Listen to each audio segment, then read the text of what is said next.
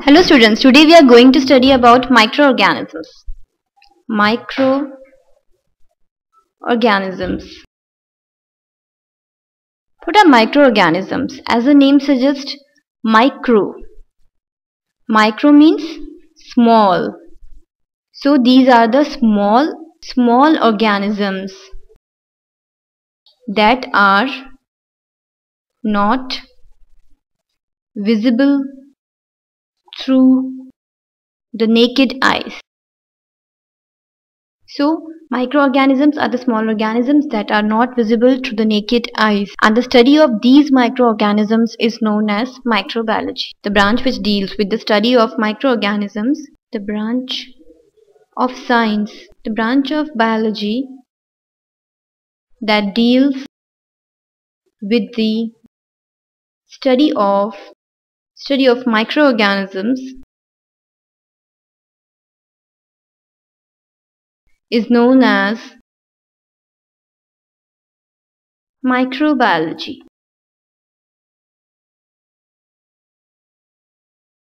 So let's see who has first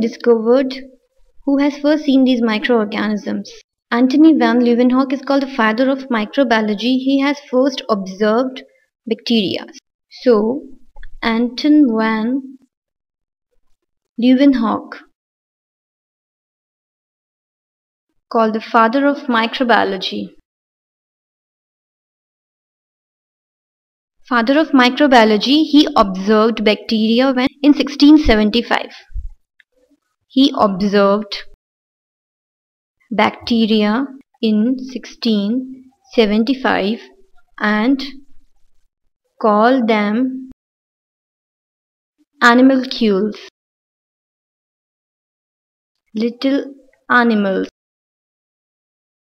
He called them as the little animals. And from where he took the specimen? He took the specimen from his own teeth and observed with the help of his own primitive microscopes.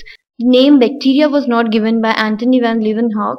He called these organisms as animalcules. Later on, Ehrenberg termed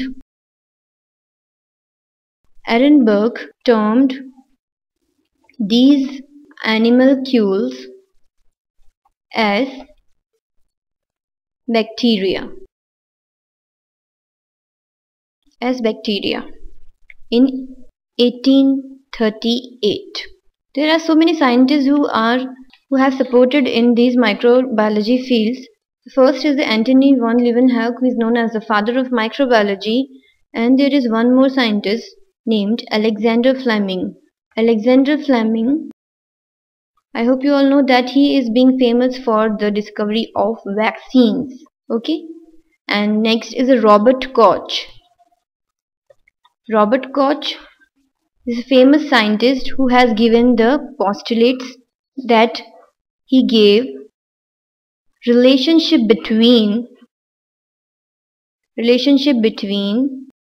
disease and the pathogen. He told that if a person is having a disease and if we isolate the pathogen from the diseased person and cultivate it, we would get the same microorganism from the culture. And again, if we inject this microorganism, this pathogen, into a healthy person, then also we would getting the same organism from that person also. So he gave some postulate regarding the relationship between the disease and the pathogen. So now coming to the different types of, there is one more scientist, Louis Pasteur. He has also contributed so many things to the microbiology field. He has given the pasteurization, that is killing of germs in milk by the treatment of heat and cold. Now coming to the different types of microorganisms.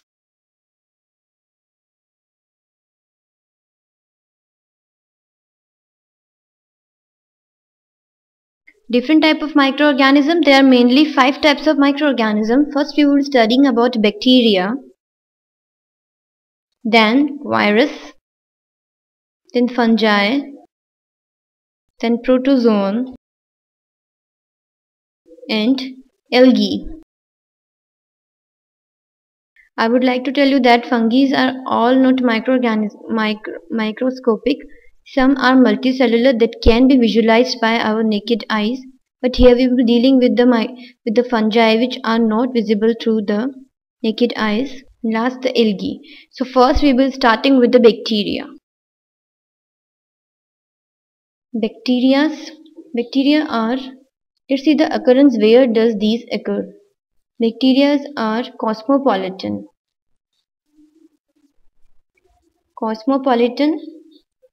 That is, they occur almost everywhere. That is in water, soil, air, so on.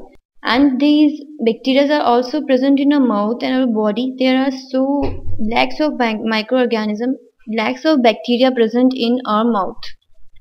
There are some thermophilic bacteria also.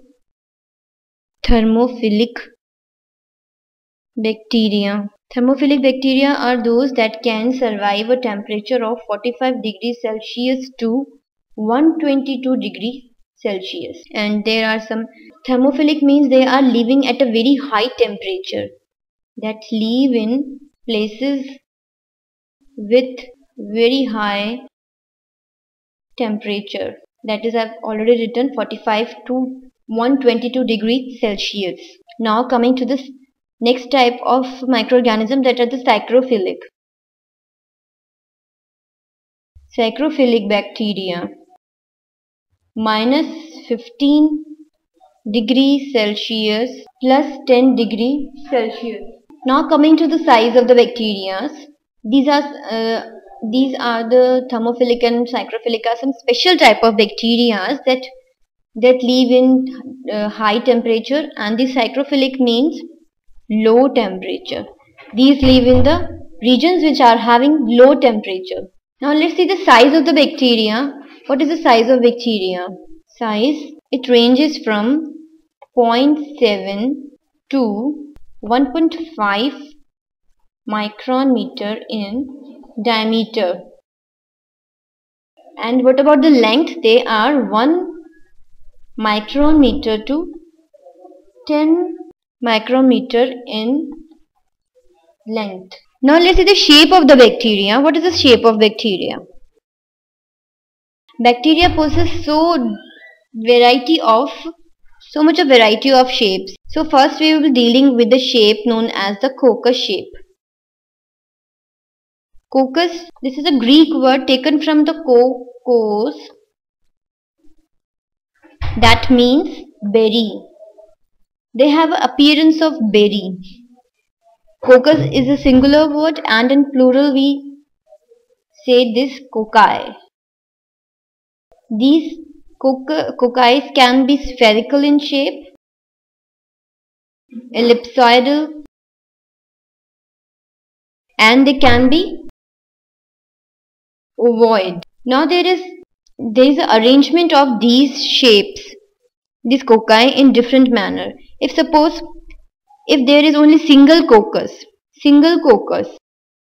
then the bacteria is known as the micrococcus. Okay, the shape, let's see the shape. How will these look? This will look like this. This is the single. Now coming to the second, B, Diplococcus. In this, the number of coccus are 2. It's just 2 pair form. That means the number of coccus would be 2, like this. Now question arises how these two cocci are attached to each other. These are attached with the help of a filament called fimbriae, that we'll be studying later on about the fimbriae. Thus here you have to just remember that these are arranged with the help of, these are attached with the help of fimbriae. Okay. Now next is the Tetracoccus. As the name suggests, tetra means 4. So there we have Here we have 4 coccus. Tetracoccus. Tetracoccus, let's see the diagram. 4 coccus.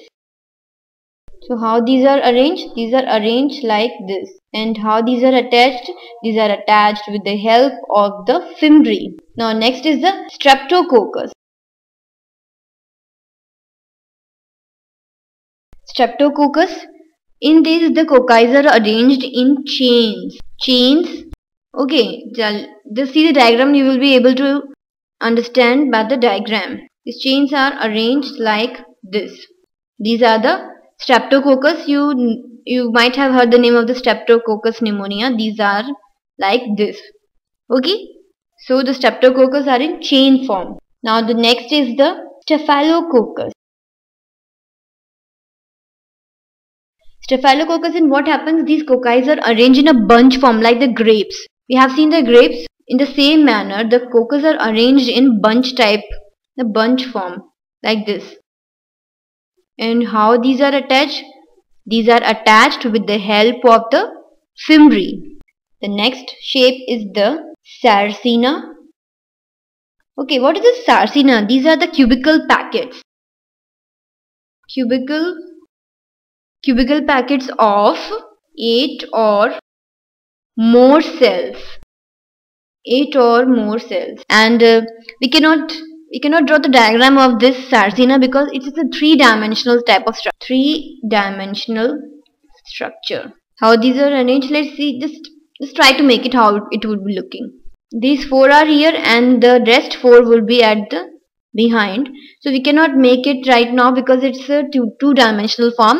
But the Sarcina is actually a 3-dimensional form of shape. So in the next class we would be dealing with the shape known as the bacillus shape of the bacteria. Thank you.